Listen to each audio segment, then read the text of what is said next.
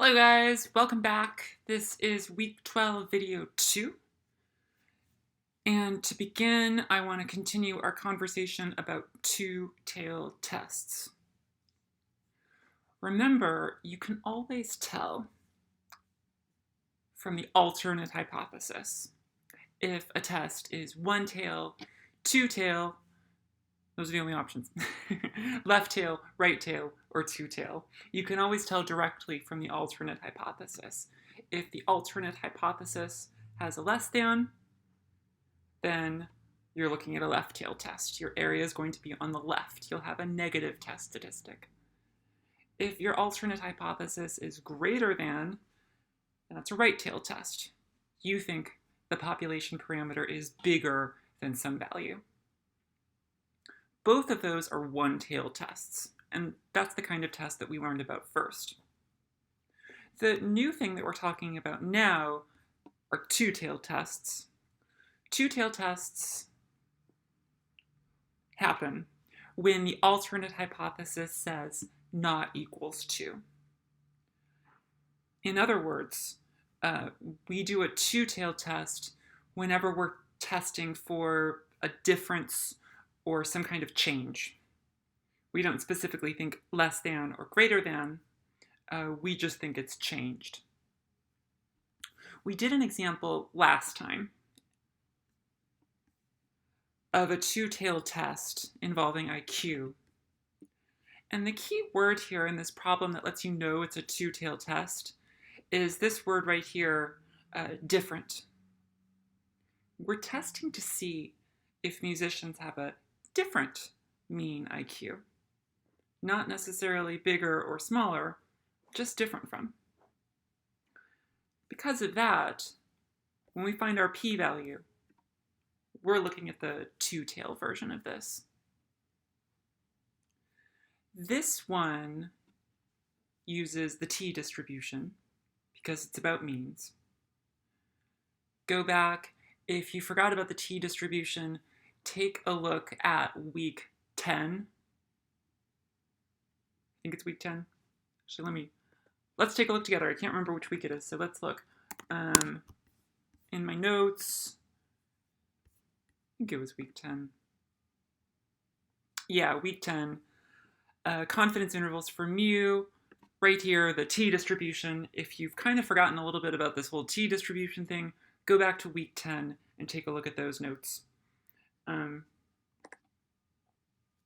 I want to do an example now, this one, involving the z-distribution. For means, we got to use the t-distribution. For proportions, we use the z-distribution. So how about this one? We talked about tiger snakes in a lab a while ago. So here's an example that's similar. In this example, a biologist suspects that the sex ratio of a species of tiger snake differs from 50-50. So that word differs right there is what tells us right away we're working with a two-tailed test. The biologist doesn't necessarily think bigger or smaller. They think it's different. So let's do the test. We need hypotheses. We take a sample of 100 tiger snake embryos. We find out that 59 of them are male.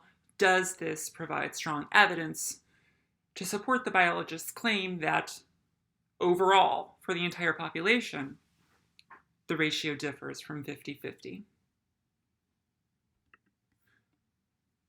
One really important difference between this example and the one that we did previously is that this one is about a categorical variable. Sex is a categorical variable.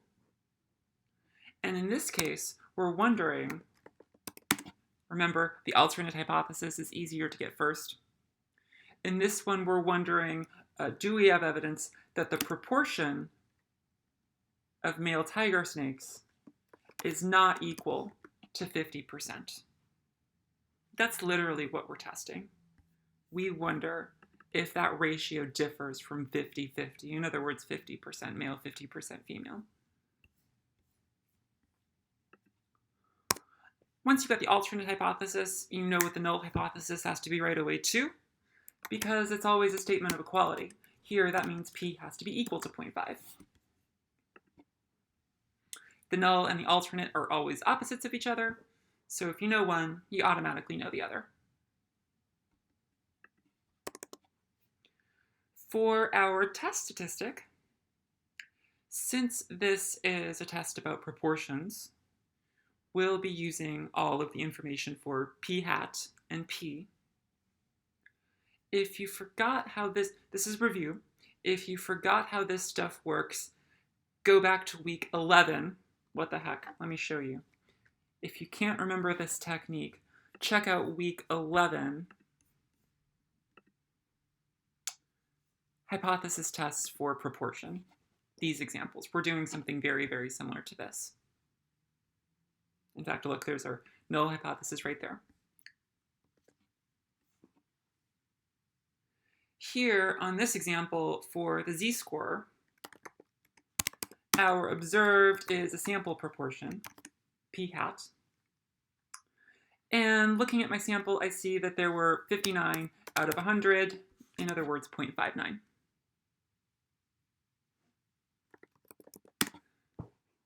For my expected, this always comes from the null hypothesis. It's the whole reason we've got the null hypothesis in the first place. P equals 0.5. At least according to the null hypothesis, we're expecting a 50-50 ratio. And for the standard deviation, here's all the square root stuff, blah, blah, blah, blah, blah. Square root 0.5 times 1 minus 0.5 divided by my sample size is 100. Cool. Let's put it all together and get that score. That's 59 out of 100, or 0.59, minus 0.5 divided by, I'm going to copy paste all my stuff here. We get a z-test statistic of 1.8. We get a z-test statistic of 1.8. So the tail that we're looking at here is on the right side. It's hard for me to draw. Let me try to make a picture. Let's think about it this way.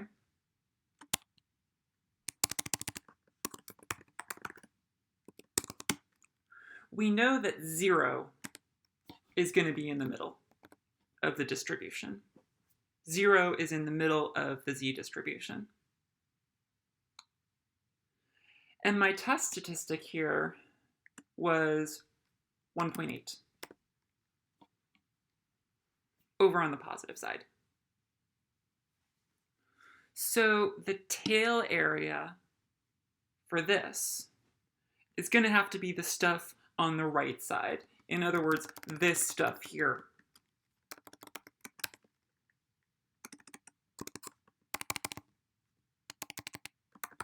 Here, we have a right tail.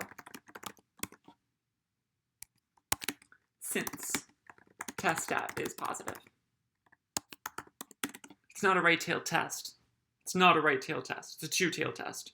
But we've only got one test statistic, so that only gives us one tail. I need to find the area of that stuff. Actually, let me show you that picture again. Here.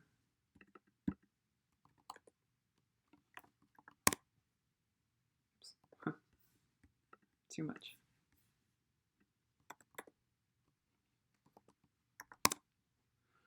So we're doing a two-tail test. We're in this scenario down here.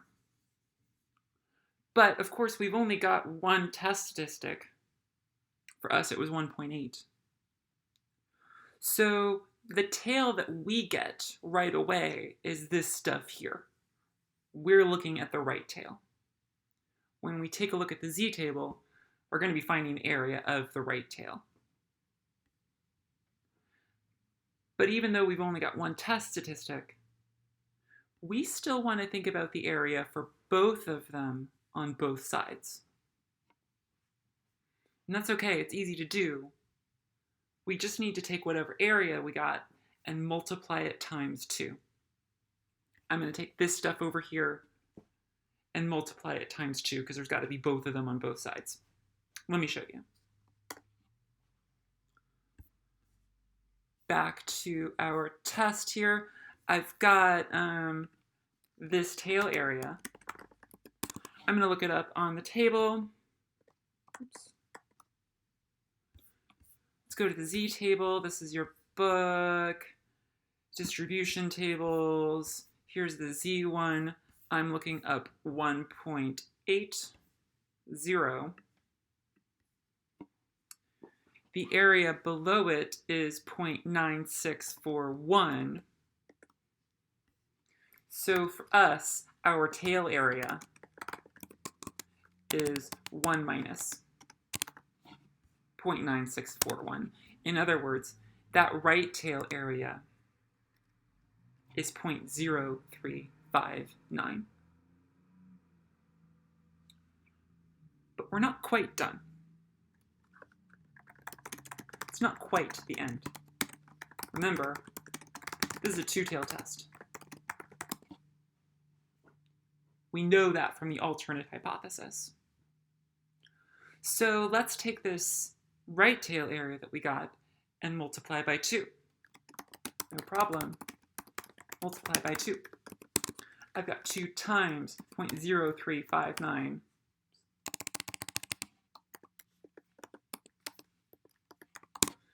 And that gives me a final p-value of 0.0718. Our p-val is 0.0718. Might seem kind of weird at first, but it's pretty easy to get. Take whatever tail area you've got and multiply it by 2.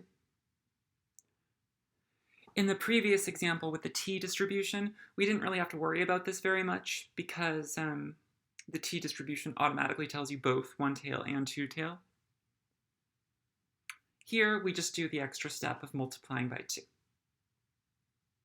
And notice, that's really important. That's going to change our conclusion here, by the way. If we just stopped here and did the one tail area, we would have rejected the null hypothesis here because that's less than 0.05. But that's not what we're going to do. Our p-value is 0.07. That is a large p-value.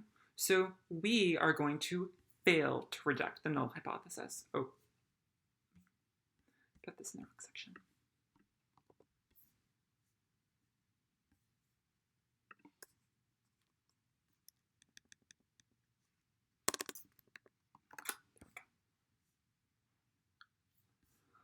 So we've got our p-value, we're ready to make our conclusion. Since our p-value is bigger than 0.0718, we fail to reject H naught. We've got a large p-value. We fail to reject the null hypothesis. And that means we did not find the evidence that we're looking for. We didn't find the evidence we're looking for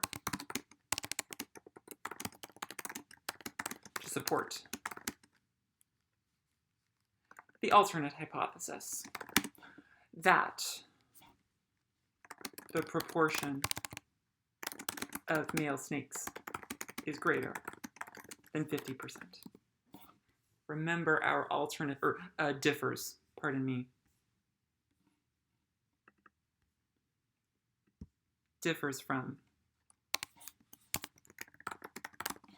50%. That alternate hypothesis here, that stuff, we did not find evidence to support that stuff.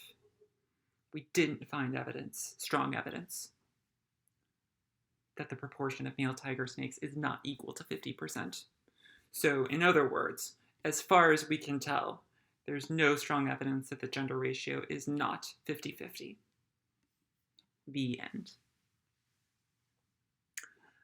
I think these two examples, example 3 here and example 2 previously, are very good examples to compare. They're both two-sided, two-tailed tests. They're both two-tailed tests. But one of them is about means, mean IQ. And example 3 is about proportion, 50%. Those are really good examples to contrast with each other. They're also really good examples to try to work through the math on your own. Of course, I post practice problems for you. But try to work through the math on your own. Even these examples, you just watched me do it. But that doesn't necessarily mean that you can do it by yourself without any help. Try it on your own. If you feel okay with this process, you're ready for the quiz. If not, ask me. By the way, I am really good at making these things up. I've taught this class a lot, and I can make up dozens or even hundreds of examples of hypothesis tests. So a really good question to ask me during my office hours might be like, hey, can you make up an example of a hypothesis test for proportions? And I can give you, I can make up examples until you're bored.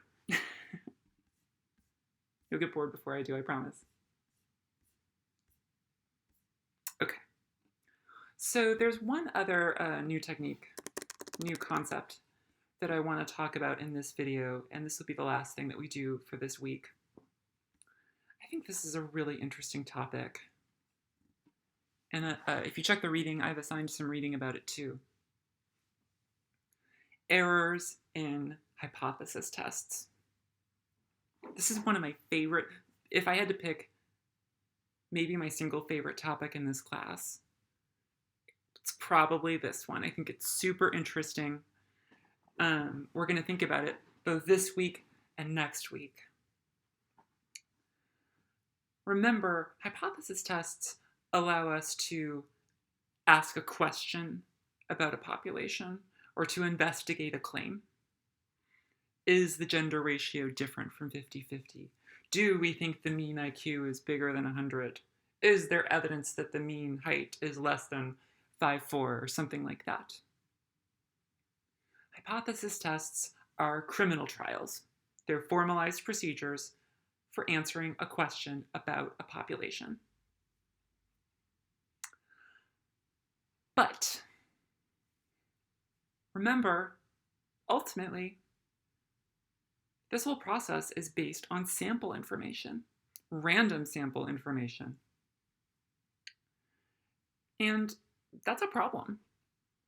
Random samples hopefully are representative of the population, but we have no way of knowing if they really are. There's always a chance that our random sample just happened to be very unusual. And because of that, we have to prepare for the possibility that these hypothesis tests are giving us the wrong answer. And that's what this section is all about. Errors in hypothesis tests. The tests are not guaranteed to work every time. Certainly, they will fail sometimes. And I think this is particularly interesting because if you have to make some sort of decision based on data, you want to think carefully about how these tools can break.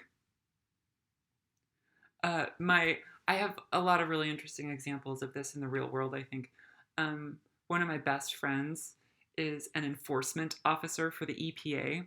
She works for the Ohio EPA, and she does exactly this. She reviews data sets, these environmental data sets with like soil samples, water samples, air samples, et cetera, et cetera. They'll do tests for different contaminants. And it's up to her to make the decision about whether or not everything's okay. She has to decide, does it look like there's too much contamination in this water? Does it look like, this company is releasing too much pollution from their factory? stuff like that.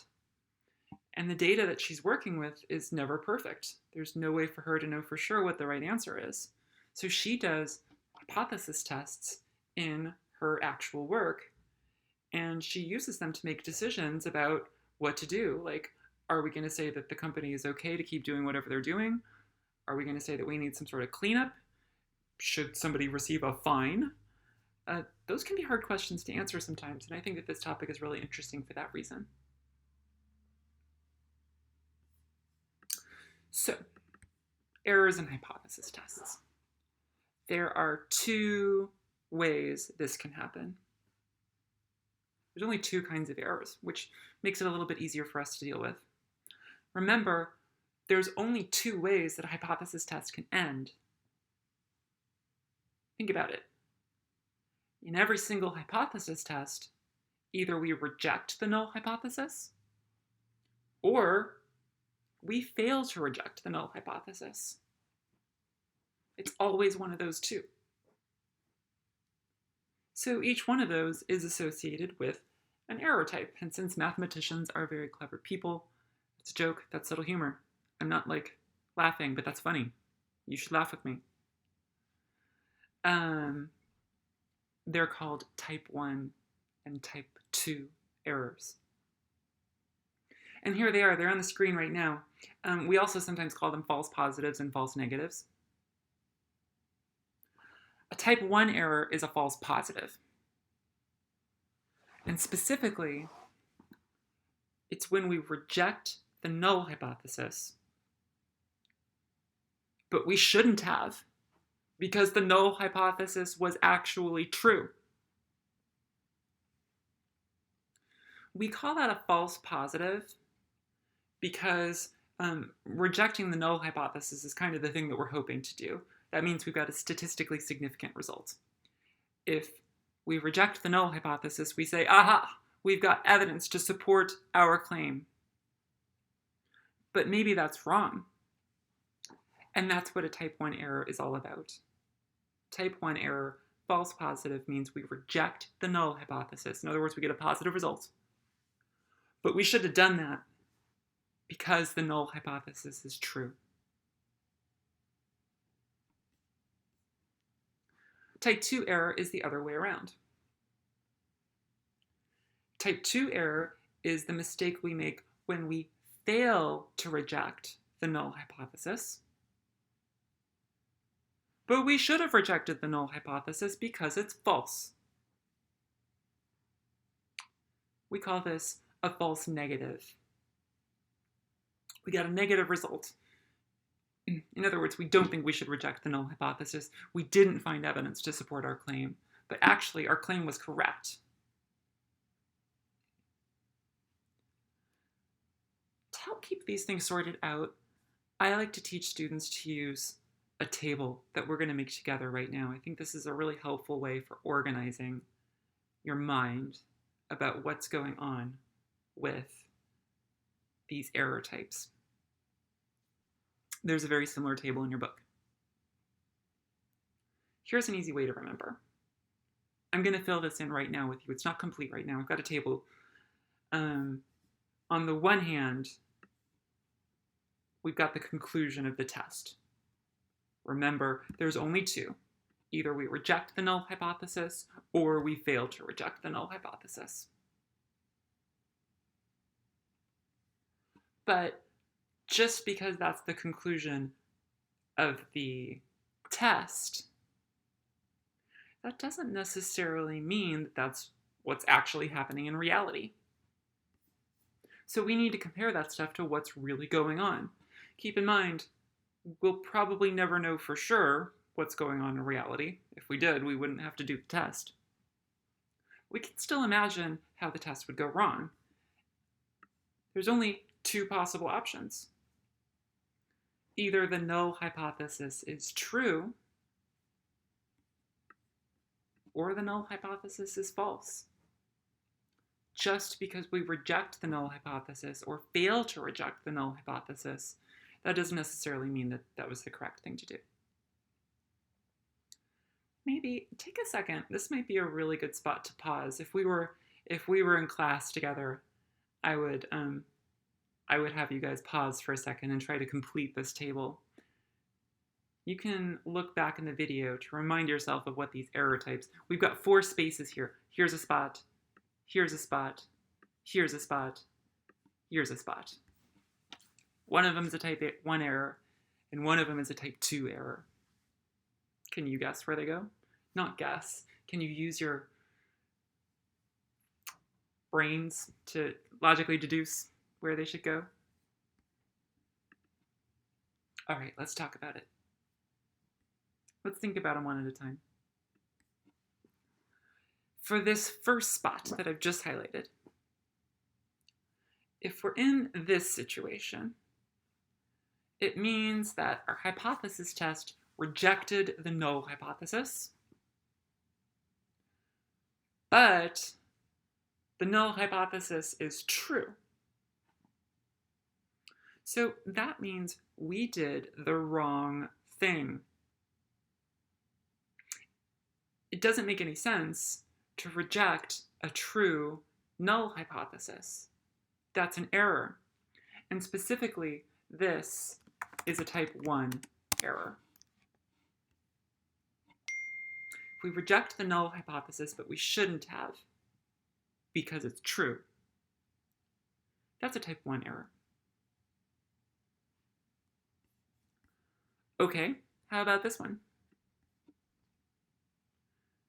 In this situation, we reject the null hypothesis, and the null hypothesis is false. That means we did the correct thing. We did not make a mistake here. We were correct to reject the null hypothesis because it's false. Correct.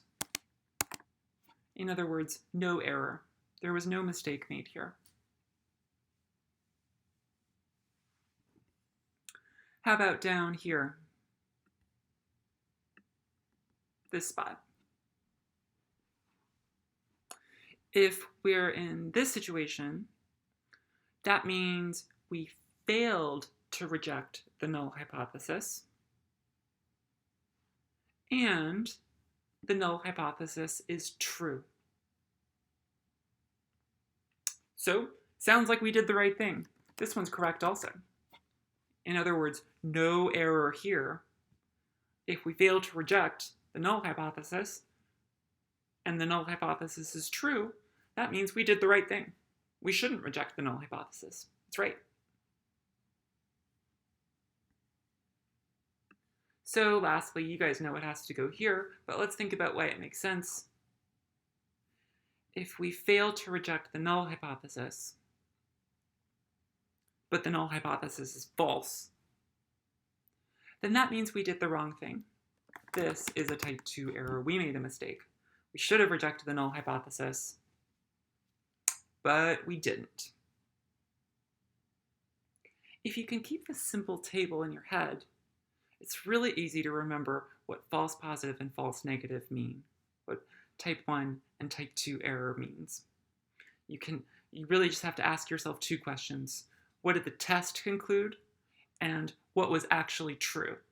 If you know where you are on the table, you can decide if you made a mistake or not.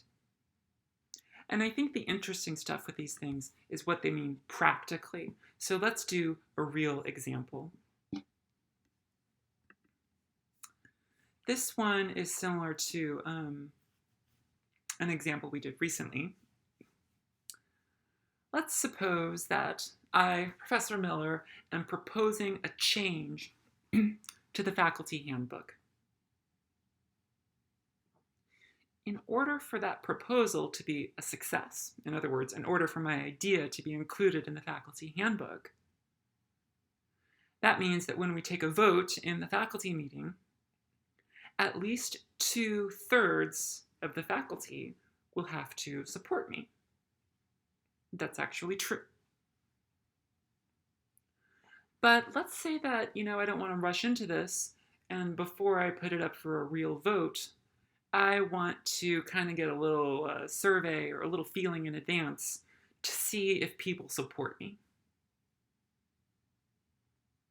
So you can imagine I might, take a poll, take a survey, ask some faculty members, some other professors, hey, would you vote for this or against this? And I could use that to conduct a hypothesis test. If I did, here is what those hypotheses would look like. For the null hypothesis, I'd have to assume by default that it's 2/3. The thing I'm hoping to find evidence for, my claim that I'd like to support, is that the proportion of faculty members who support me is bigger than 2/3. So, if we did this test, what would the two error types mean in this situation? What would it mean practically if I got a type 1 error versus a type 2 error? I think this is so interesting and really important to think about. Let's talk through these examples together. What does a type 1 error mean here? Well, remember the definition. Type 1 means we reject the null hypothesis, but the null hypothesis is true.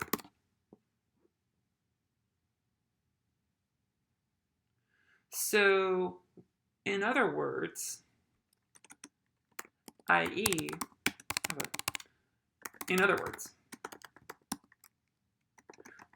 I think that I have more than 2/3 support. Because we're supporting the alternate hypothesis here. We rejected the null hypothesis. We're supporting the alternate hypothesis. So I think things are okay. I think that the proportion of people who support me is bigger than 2/3. But I think that erroneously. But actually, it's not. But actually, that's not true. I don't have more than 2/3 support because the null hypothesis is true. So in this situation, practically speaking, if my hypothesis test made this kind of error, I'd risk introducing my idea when actually there isn't enough support. I think that I've got the support that I'm looking for. Actually, I don't. Maybe I'm setting myself up for failure by introducing my idea at the faculty meeting. All right, what about a type 2 error?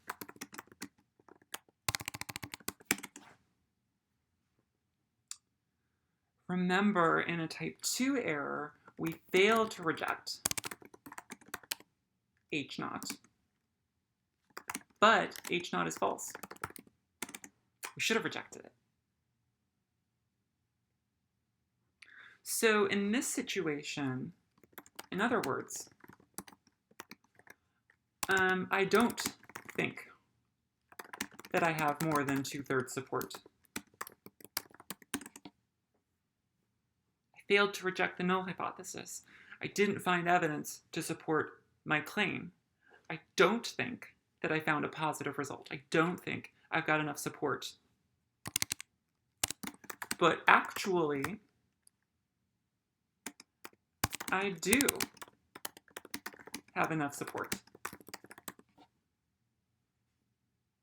So, in other words, practically, I might miss an opportunity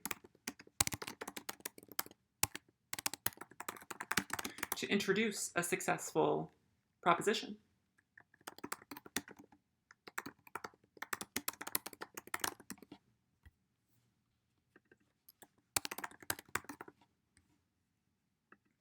I think that's really interesting.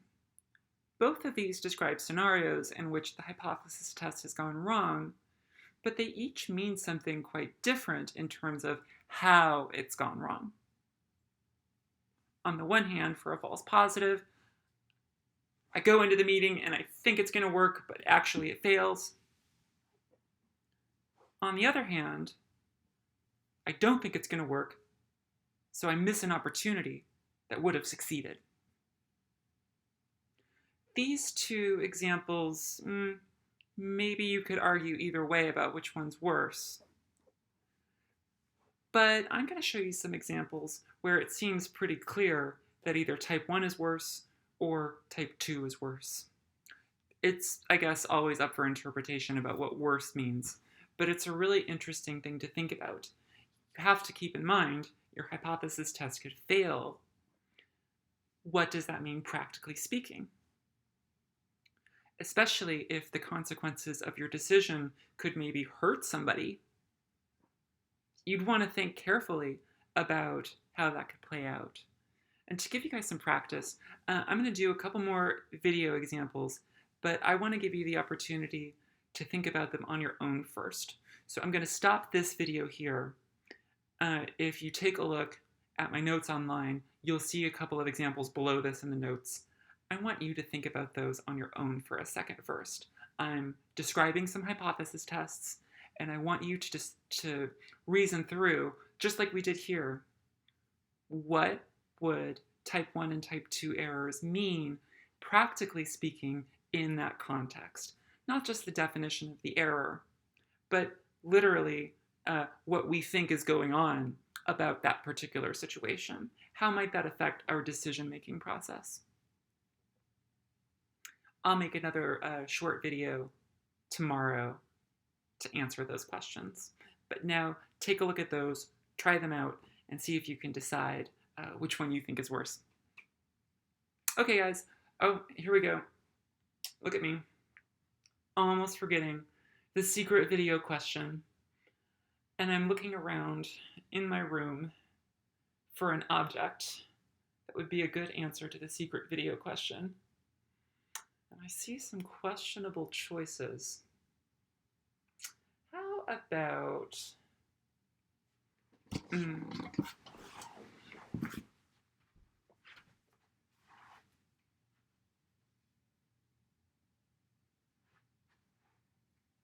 I'm still looking.